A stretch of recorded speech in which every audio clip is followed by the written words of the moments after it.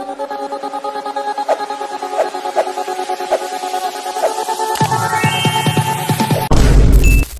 Hello நம்ம இன்னைக்கு இந்த வீடியோவில் எந்த விஷயத்தை பற்றி பேச போகிறோம், யாரை பற்றி பேச போகிறோம் அப்படின்னு சொல்லி கேட்டோம் அப்படின்னா, தமிழகத்தில் ஒன் ஆஃப் த பழம்பெரும் அரசியல்வாதி அப்படின்னு சொல்லி அறியப்பட்ட குமரி அனந்தன் இன்னைக்கு வந்துட்டு இயற்கை எழுதியிருக்காரு அப்படின்னு வந்துட்டு தான் சொல்லணும். ஸோ இன்னைக்கு இருக்கக்கூடிய காலகட்டத்தில் வந்துட்டு பார்த்தோம் அப்படின்னா, அரசியல் அப்படின்னாலே வந்துட்டு அது கரப்ஷன், அதில் வந்துட்டு எவ்வளோ அடிக்கலாம், ஒரு டெண்டர் விட்டோம் அப்படின்னா அது நமக்கு எத்தனை கோடி வரும், அதை தாண்டி எம்எல்ஏக்கு எத்தனை பர்சன்ட், எம்பிக்கு எத்தனை பர்சன்ட், வார்டு மெம்பருக்கு எத்தனை பர்சன்ட், கவுன்சிலருக்கு எத்தனை பர்சன்ட் அப்படின்னு சொல்லிட்டு அரசியல் மாதிரி ஒரு வியாபாரம் இல்லை அப்படின்றத பார்த்தோம் அப்படின்னா நிதர்சனமான உண்மையா மாறிக்கிட்டு வருது அப்படின்னு சொல்லலாம். ஸோ அப்படிப்பட்ட காலகட்டத்தில் பார்த்தோம் அப்படின்னா, இந்த காலகட்டத்தில் பிறக்காம காமராஜருடைய சீடராக இருந்து காந்தி இருக்காருயா, அவரால் வந்துட்டு பார்த்தோம் அப்படின்னா காங்கிரஸ்ல போய் சேரணும் அப்படின்னு சொல்லி ஈர்க்கப்பட்டு காங்கிரஸ்க்கு போன ஒரு உண்மையான தொண்டன் தான் குமரி அனந்தன் அப்படின்னே சொல்லலாம். ஸோ இன்னைக்கு வந்துட்டு பார்த்தோம் அப்படின்னா முதலமைச்சர்கள் ஆரம்பிச்சு ஆளுநர்கள் ஆரம்பிச்சு எக்கச்சக்கமான அரசியல்வாதிகள் வந்துட்டு குமரி அனந்தனுக்கு இரங்கல் அப்படின்றத தெரிவிச்சுக்கிட்டு இருக்காங்க.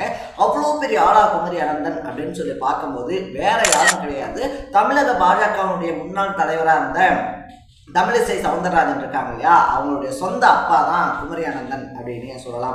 ஸோ தன்னுடைய பையன் வந்துட்டு ஒரு வார்டு கவுன்சிலராக இருந்துட்டாவோ, இல்லை தன்னுடைய பையன் வந்துட்டு பார்த்தோம் அப்படின்னா தன்னுடைய பொண்ணு வந்துட்டு ஒரு மாநில கட்சியில் ஒரு முக்கியமான பொறுப்பில் இருக்காங்க, இல்லை ஒரு எம்எல்ஏவாக இருக்காங்க அப்படின்னாலே வந்துட்டு பார்த்தோம்னா சகல வசதிகள் அப்படின்றது அவங்க அப்பா அம்மாவுக்கு கிடைக்கக்கூடிய இந்த சுச்சுவேஷனில் பொண்ணு மத்திய கவர்மெண்ட் வந்துட்டு பார்த்தோம் அப்படின்னா மத்தியில் ஆட்சியில் இருக்கக்கூடிய ஒரு கட்சியினுடைய மாநில தலைவராக இருந்தாலும் கூட பெத்த பொண்ணாக இருந்தாலும் கூட வந்துட்டு பார்த்தோம் அப்படின்னா ரெண்டு பேரும் வெவ்வேறு கட்சி சார்ந்தவங்க, மாற்று கருத்து இருக்கவங்க அப்படின்றதுனால பொண்ணு பாஜக சேர்ந்ததுலேருந்தே பார்த்தோம் அப்படின்னா ஒரு கேப் விழுந்துருச்சு அப்படின்னு சொல்லிட்டு அவங்களே அவங்க வாயில சொல்லக்கூடிய அளவுக்கு கட்சிக்கு உண்மையா இருந்த ஒரு தொண்டன் தான் குமரி அனந்தன் அப்படின்னே சொல்லலாம். ஸோ அவர் நினைச்சிருந்தாரு அப்படின்னா வந்துட்டு தமிழிசை சவுந்தரராஜன் இருக்காங்க இல்லையா, அவங்க வந்துட்டு பாஜக ரொம்ப பெரிய பொறுப்புக்கு வந்ததுக்கு அப்புறமா அவர் வந்துட்டு பார்த்தோம் அப்படின்னா பாஜகவுக்கு தாவி இருக்க முடியும், பல முக்கியமான பொறுப்புகள் அப்படின்றத வாங்கியிருக்க முடியும், அவருக்கு இருக்கக்கூடிய எக்ஸ்பீரியன்ஸுக்கும் அவருக்கு இருக்கக்கூடிய பொலிட்டிக்கல் நாலேஜுக்கும் அவர் நினைச்சிருந்தாரு அப்படின்னா மத்திய அமைச்சராக மாறுறதுக்கு வாய்ப்புகள் கூட எக்கச்சக்கமா இருந்துச்சு அப்படின்னே சொல்லலாம். அதுக்காக அவர் வந்து சாதாரணமான ஆளும் கிடையாது, 4 முறை எம்எல்ஏவாகவும் 1 முறை எம்பியாகவும் இருந்த ஒரு மனுஷன் அப்படின்னு தான் சொல்லணும்.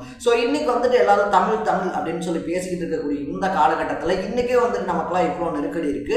பட் அவருடைய பீரியட்லேயே வந்துட்டு பார்த்தோம் அப்படின்னா நாடாளுமன்றத்தில் போய் முதல் தமிழ்ல பேசின ஒருத்தர் அவர் தான் அப்படின்னே சொல்லலாம். இந்த மாதிரி பல சம்பவங்களை வந்துட்டு பார்த்தோம் அப்படின்னா குமரி அனந்தன் இருக்கார் இல்லையா, அவர் பண்ணியிருக்காரு அப்படின்னு வந்துட்டு தான் சொல்லணும். ஸோ 1933 வந்துட்டு பார்த்தோம் அப்படின்னா குமாரமங்கலம் அப்படின்னு சொல்லக்கூடிய ஒரு இடத்துல தான் வந்துட்டு பிறக்கிறாரு. குமரி மங்கலம் அப்படின்னு சொல்லக்கூடிய இடத்துல, sorry for the mistake. So அந்த குமரி மங்கலத்தில் பிறந்தவர் வந்துட்டு பார்த்தோம் அப்படின்னா காந்தி இருக்காரு இல்லையா, காந்தினால வந்துட்டு எக்கச்சக்கமாக ஈர்க்கப்படுறாரு. இப்படி ஒருத்தர் இருக்காரு, நம்மளும் வந்துட்டு அவரை மாதிரி வாழணும் அப்படின்னு சொல்லிட்டு பின்னாட்களில் வந்துட்டு பார்த்தோம் அப்படின்னா காமராஜர் அவங்க எல்லாமே காங்கிரஸ்குள்ள வந்ததுக்கு அப்புறமா காந்தியை வந்துட்டு தலைவராகவும் காமராஜரை வந்துட்டு குருவாகவும் ஏற்றுக்கிறாரு அப்படின்னு சொல்லலாம். ஸோ அப்படி ஏற்றுக்கிட்டு வந்துட்டு பார்த்தோம் அப்படின்னா காங்கிரஸ் கட்சிக்காக கடுமையாக வேலை பார்க்குறாரு. பின்னாட்களில் வந்துட்டு தமிழக காங்கிரஸ் இருக்கு இல்லையா, தமிழக காங்கிரஸினுடைய தலைவர் பதவிக்கு போட்டியிடுறது, தமிழக காங்கிரஸில் தவிர்க்க முடியாத ஒருத்தராக மாறுறது அப்படின்னு சொல்லிட்டு குமரி அனந்தன் ரொம்ப பெரிய ஒரு பொலிட்டிக்கல் சென்டராக மாறினாரு காங்கிரஸ்ல அப்படின்னு தான் சொல்லணும். ஃபர்ஸ்ட் வந்துட்டு பார்த்தோம் அப்படின்னா 1977 வந்துட்டு நாகர்கோவில் தொகுதியில் தான் வந்துட்டு போட்டி போடுறாரு. அப்படி போட்டி போட்டு வின் பண்றாரு. அதுக்கப்புறமா தொடர்ந்து காங்கிரஸ் அவருக்கு வாய்ப்பு தருது. 1984, 89, 91 அப்படின்னு சொல்லிட்டு அந்த பீரியட் எல்லாத்துலேயுமே பார்த்தோம் அப்படின்னா 4 டைம் எம்எல்ஏ ஆகுறாரு. அதுக்கப்புறமா ஒரு டைம் எம்பி ஆகுறாரு அப்படின்னு சொல்லலாம். ஸோ இன்னுமே வந்துட்டு பார்த்தோம் அப்படின்னா நம்ம எல்லாத்துக்குமே கன்னியாகுமரி அப்படின்னு சொல்லி சொன்னோம்னா கன்னியாகுமரியுடைய காங்கிரஸ் முகமாக நம்ம எல்லாத்துக்குமே வசந்த் இருக்கார் இல்லையா.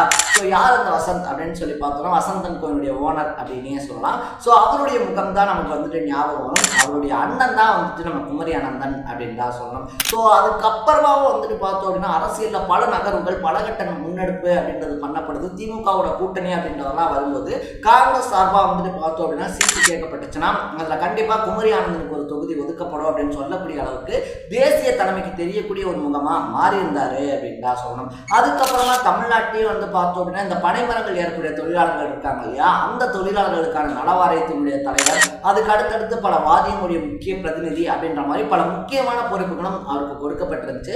ஏன்னா அந்த அளவுக்கு கொடுக்கக்கூடிய வேலைகள் இருக்கு இல்லையா, அது கட்சி வேலையா இருந்தாலும் சரி, அதை தாண்டி வந்துட்டு பார்த்தோம் அப்படின்னா இந்த மாதிரியான முக்கியமான பொறுப்புகள் வாரிய தலைவர் அப்படின்ற மாதிரியான பொறுப்புகள் தரும்போது அதில் எந்த விதமான ஒளிவு மறைவு இல்லாமல் லஞ்சம் எதுவுமே இல்லாமல் எவ்வளோக்கு எவ்வளோ அதை அதை நேர்மையாக பண்ண முடியுமோ அந்த அளவுக்கு நேர்மையாக பண்ணாரு அப்படின்னே சொல்லலாம். அதனால மாற்று கட்சியை சேர்ந்த ஒருத்தராக இருந்தாலும் கூட குமரி அனந்தன் அப்படின்ற பேரை சொன்னோம் அப்படின்னா எல்லா கட்சிக்காரங்களுமே வந்துட்டு மதிக்கக்கூடிய அளவுக்கு ஒரு இமேஜ் அப்படின்றத சம்பாரிச்சு வச்சிருந்தாரு அப்படின்னு தான் சொன்னோம். ஸோ அந்த இமேஜினுடைய வெளிப்பாடு தான் வந்துட்டு பார்த்தோம் அப்படின்னா இன்னைக்கு அவர் இயற்கையை அடைஞ்சதுக்கு அப்புறமா அவர் வந்துட்டு இறந்ததுக்கு அப்புறமா பாஜக நாத்தாக்கா அப்படின்னு சொல்லிட்டு கட்சி வேறுபாடு இல்லாமல் எல்லாருமே ஒரு நல்ல மனுஷன் இழந்துட்டோம். தமிழக அரசியல்களை வந்துட்டு பார்த்தோம் அப்படின்னா ஒரு நல்ல அரசியல்வாதியை இழந்துருச்சு அப்படின்னு சொல்லிட்டு அவருடைய மறைவுக்கு நேரில் போய் ஆறுதல் அப்படின்றத சொல்லக்கூடிய அளவுக்கு ஒரு நல்ல அரசியல்வாதியா ஒரு நல்ல எடுத்துக்காட்டான ஒரு அரசியல்வாதியா வாழ்ந்து முடிச்சுட்டு போயிருக்காரு அப்படின்னே சொல்லலாம்.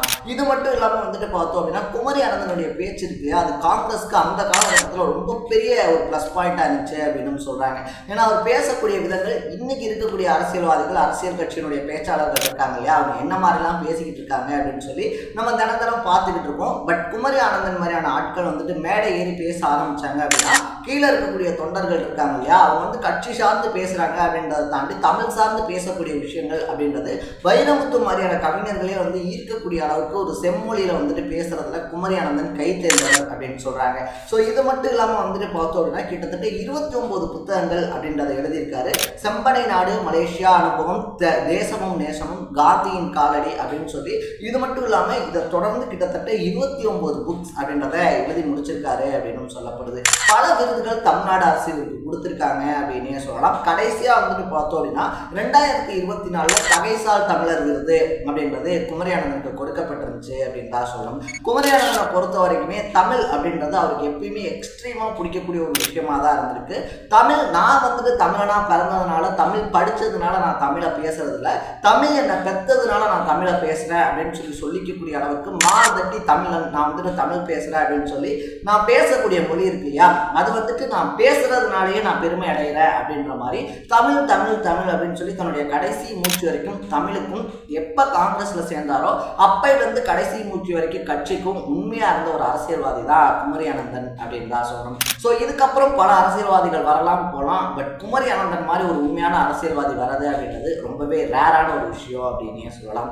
ஸோ நீங்க குமரி அனந்தனை பத்தி என்ன நினைக்கிறீங்க அப்படின்றத கமெண்ட்ல போட்டு இதே மாதிரி அப்பப்போ அப்டேட்டா போயிட்டு இருக்க விஷயங்கள் இருக்கு இல்லையா அது கரண்ட் அஃபேர்ஸாக இருந்தாலும் சரி பாலிடிக்ஸாக இருந்தாலும் சரி ஸ்போர்ட்ஸாக இருந்தாலும் சரி அப்பப்போ அப்டேட்டா போயிட்டு இருக்கிற விஷயங்களை நீங்க தொடர்ந்து தெரிஞ்சுக்கணும் அப்படின்னு ஆசைப்பட்டீங்கன்னா மறக்காம சேனலை ஃபாலோ பண்ணி சப்ஸ்கிரைப் பண்ணிக்கோங்க. நாளைக்கு இதே மாதிரி இந்த இன்ட்ரெஸ்டிங்கான வீடியோட சந்திக்கலாம். தட பை பை.